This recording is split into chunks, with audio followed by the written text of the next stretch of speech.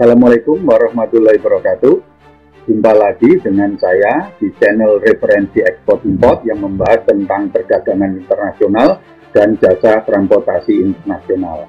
Baik, karena materi saya pada saat ini yaitu tiba saatnya kita di workflow customer service ekspor ya, seperti yang saya jelaskan kemarin sebelumnya ya, bahwa ada dua ya, customer service itu ada customer service ekspor dan customer service import. Oke, jadi pada episode yang 18 ini saya akan memaparkan tentang workflow dari customer service ekspor.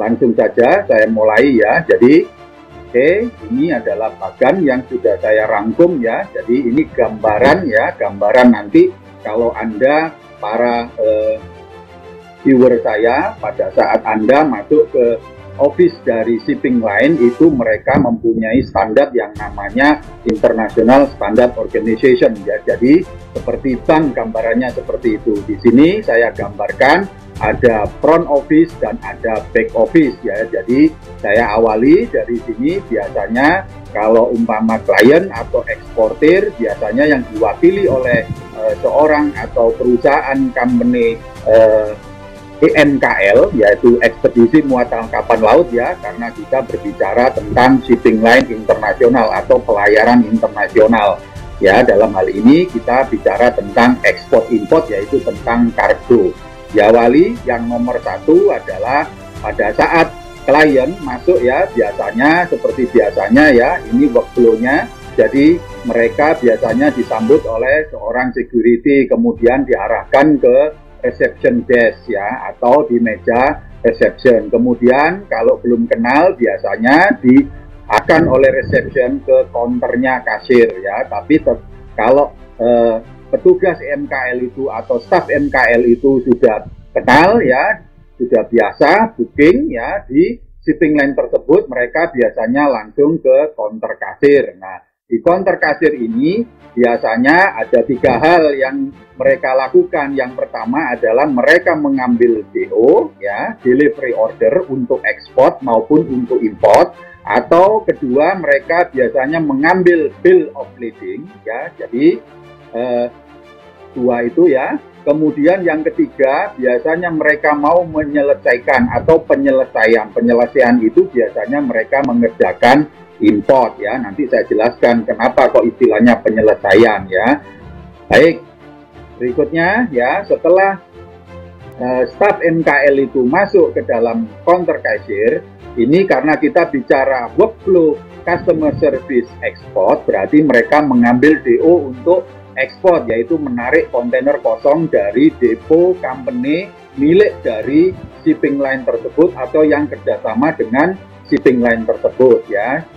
Ini saya kasih langkah kedua ya. Jadi setelah staff EMKL itu masuk ke dalam counter kasir, mereka biasanya untuk mengambil DO, counter kasir ini, petugas counter kasir ini atau staff kasir ini akan menghubungi atau akan mendatangi dari meja customer service export ya. Kemudian customer service export ini itu akan mengecek ya, apakah SI sudah masuk ya, apakah space-nya sudah ada, apakah konternya sudah ada. Nah, oleh karena itu customer service import itu akan melanjutkan untuk melihat dari kesiapan yang namanya kontainer ya, readiness of the container. Jadi di situ kontainer itu biasanya oleh operation manager atau operation department itu ditampilkan di dalam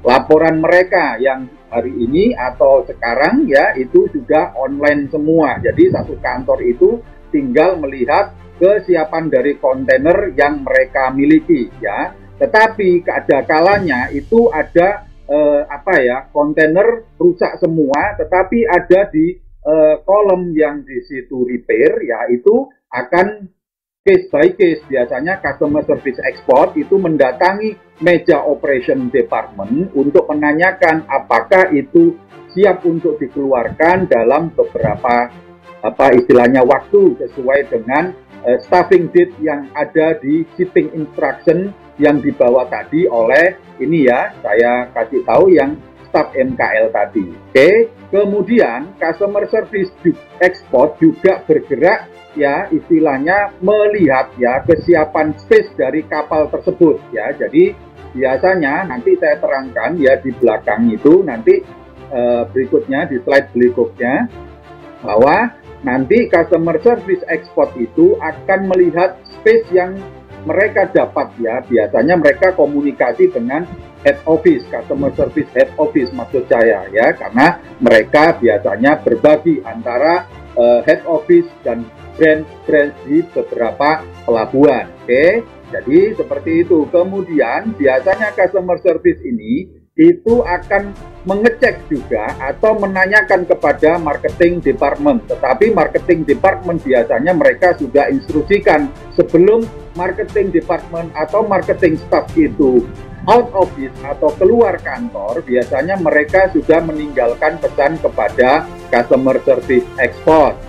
Kembali ya, jadi setelah langkah customer service export itu memastikan ya kesiapan kontainer, ini saya kasih langkah ketiga. Kemudian langkah keempat, operation staff atau operation department itu akan memberitahukan tentang kesiapan kontainer untuk diambil oleh petugas atau staff dari MKL yang membawa SI tersebut ya, karena biasanya mereka itu biasanya staffing mendekati hari-hari itu, biasanya paling tidak hari itu ataupun besoknya, seperti itu ya. Jadi saya tandai di sini ya langkah keempat. Kemudian langkah kelima, customer service export akan memberitahukan kepada counter cashier atau petugas kasir kalau semuanya oke ya, artinya mereka bisa mengeluarkan yang namanya DO export atau delivery order export. Oke, kemudian ya setelah itu, setelah DO dikeluarkan, otomatis customer service export ini, maksud saya customer service export, itu akan meneruskan langkah yang keenam ya. Jadi setelah diproses ya, SI diterima, dicek dengan space kapalnya, kemudian dicek dengan kesiapan kontainer ya, kemudian sudah setelah itu diinput ya ke dalam sistem, baru akan bergerak ke langkah yang keenam, yaitu dari SI, DO, delivery order, dan juga yang data yang berkenaan dengan nomor kontainer dan lain sebagainya, itu akan diserahkan kepada dokumen department ya, karena dokumen department itu akan memproses untuk dijadikan nanti data BL ya, seperti itu. Kemudian bergerak ke nomor 7, yaitu setelah semua dokumen yang ada di customer service ini diserahkan ya, setelah diinput ya, maksud saya setelah diinput itu akan diserahkan kepada dokumen department. Dokumen department akan input semua data-data yang didapat dari customer service, termasuk nanti loading, confirmation, dan lain sebagainya, itu akan diserahkan kepada yang namanya finance department. Dan ini biasanya mereka sudah bekerja online, hanya input sistem saja, karena sekarang sudah online semua ya. Jadi setelah itu dari finance department, seperti yang sudah saya jelaskan sebelumnya di workflow finance department, mereka akan membuat yang namanya official receipt atau nanti mempersiapkan kalau BL nanti sewaktu-waktu akan diambil oleh petugas EMKL atau petugas dari eksportir, seperti yang saya sebutkan sebelumnya, bahwa mereka kalau datang ke kasir ada 3 hal, yaitu ambil DO atau ambil BL atau penyelesaian ya, seperti itu. Baik, jadi kalau boleh saya ringkas ya, di sini saya ada beberapa ya. Jadi main workflow of customer service export. Jadi di sini tugas utamanya workflow dari customer service export itu saya rangkum ada beberapa hal di sini yang utama, makanya saya kasih main yang utama ya. Mungkin mereka juga mengerjakan yang lainnya juga ya. Jadi tergantung dari situasi dan kondisi tiap hari di kantor tersebut ya. Jadi yang pertama adalah tadi yang sudah saya gambarkan ya, ini ya di sini bagannya, kemudian ini adalah description-nya. Yang pertama ya, kalau saya ringkas itu tugas utama dari customer service export yaitu terima shipping instruction ya. Shipping instruction ini ada dua ya macam ya. Yang pertama adalah freehand cargo dan nomination cargo. Artinya begini, di dalam shipping line itu ada dua macam cargo ya. Jadi ada freehand ya, saya tulis di sini freehand cargo dan satunya nomination cargo ya. Jadi freehand cargo itu artinya ini adalah murni dari marketing staff yang mendapatkan di sekitar area di pelabuhan yang tempat dari kantor agensi shipping line tersebut ya. Itu artinya mudahnya adalah ini adalah kekuatan dari marketing ya, freehand ini. Kemudian yang kedua adalah nomination cargo. Nomination cargo itu adalah kargo-kargo yang sudah dinominasi dari agent di luar negeri sana. Biasanya shipping line tersebut itu mempunyai service kontrak ya, service kontrak terhadap nominasi itu biasanya forwarder atau forwarding company ya. Jadi seperti itu. Kemudian ya yang kedua adalah main workflow of customer service export, yaitu adalah update schedule ya. Tiap hari mereka harus cek schedule ya, update schedule, kemudian memberitahukan kepada customer yang reguler maupun sesuai dengan instruksi dari marketing, karena customer service kemarin saya jelaskan sebelumnya itu harus bisa membackup marketing dalam mensukseskan target yang dibebankan kepada seorang marketing ya. Kemudian customer service juga berkewajiban untuk memberikan pengumuman kepada customer atau kepada klien atau eksportir, yaitu tentang open stack dan closing cargo. Open stack itu artinya kapan ya date kita di pelabuhan sana ya itu dibuka oleh ICT. Setelah kalau kapal sandar ya kita berandai-andai bahwa kapal kita sekarang banyak yang direct ya,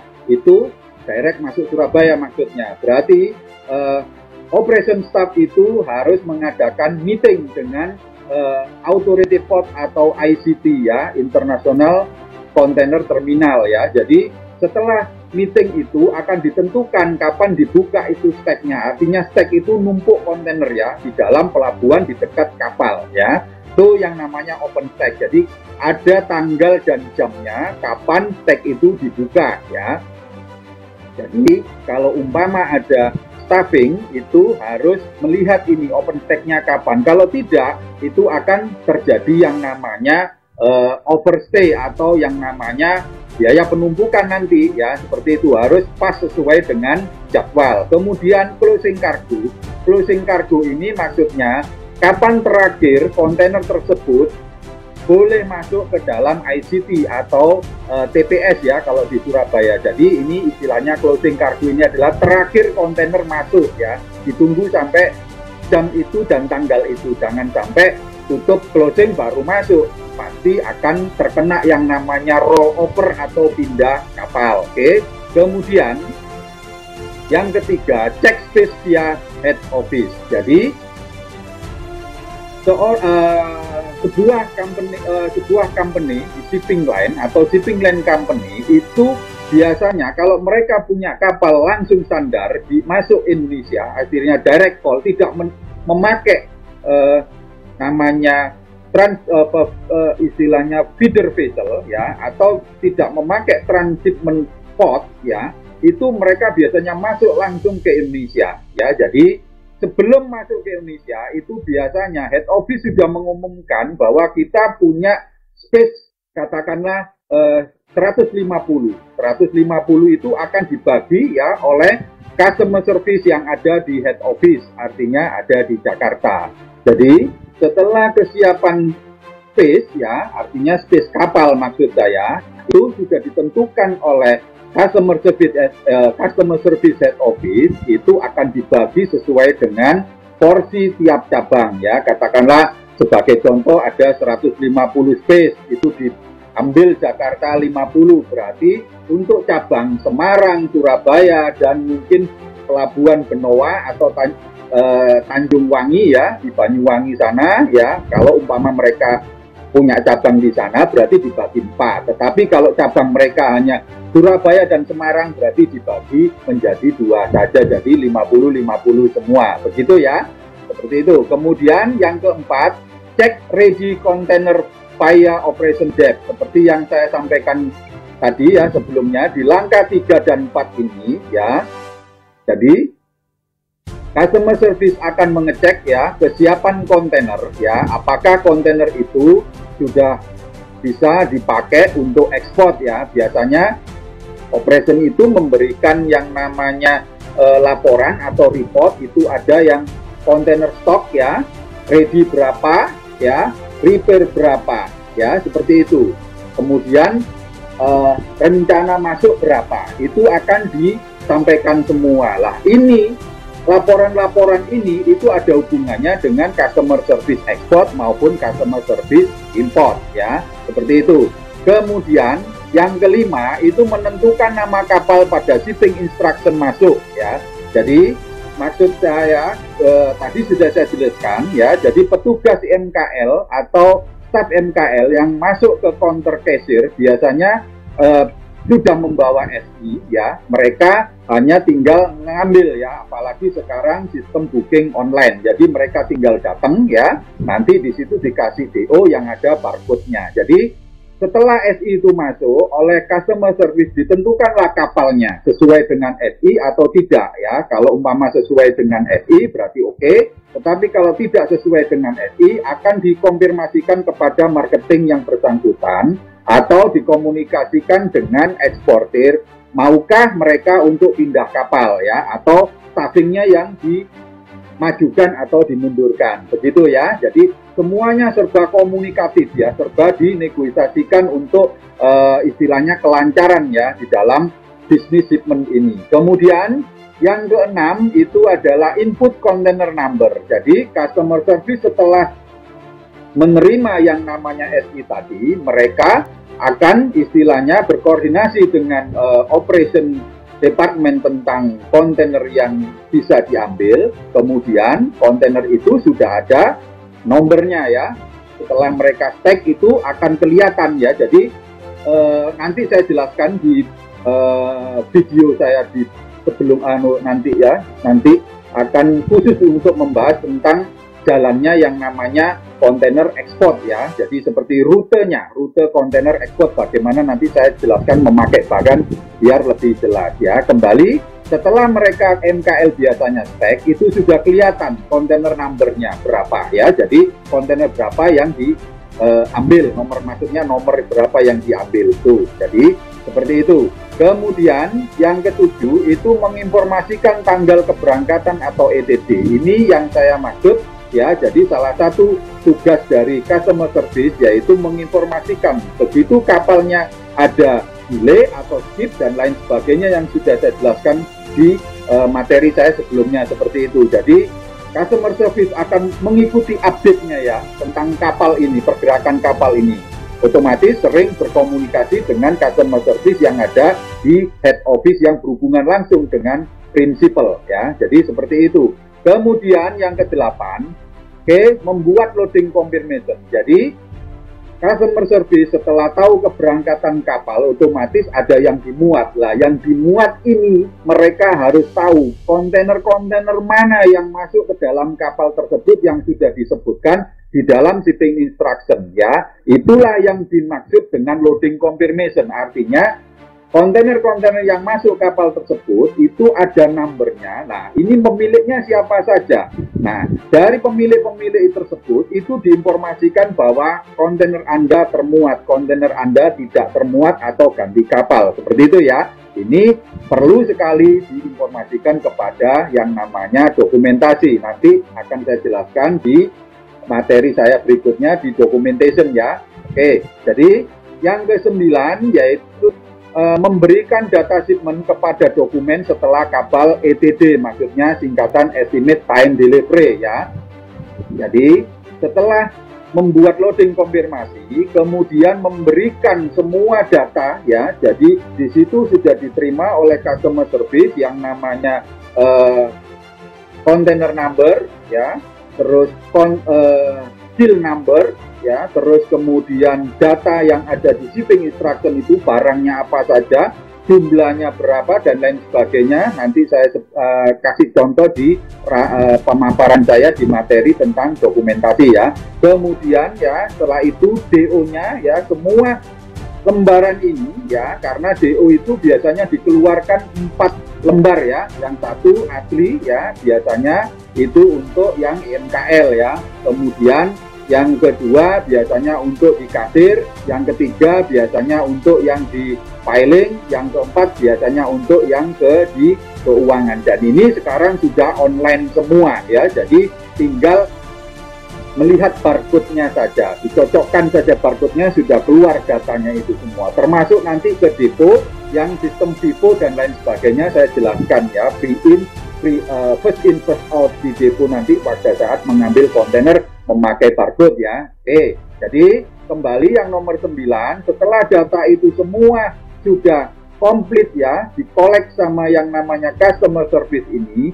Tugas yang terakhir customer service adalah memberikan semua data ini kepada dokumen department untuk dimasukkan atau diinput ke dalam sistem BL ya. Di sistem BL itu jangan sampai ada yang salah ya. Jadi harus sesuai dengan data yang valid ya, karena itu berhubungan nanti dengan yang namanya custom clearance ya, atau nanti saya ceritakan atau saya paparkan di ranah customer service import ya. Demikian pemaparan dari saya. Nanti akan saya lanjutkan untuk video kami yang berikutnya, yaitu tentang workflow customer service import di shipping line pada episode yang ke-19.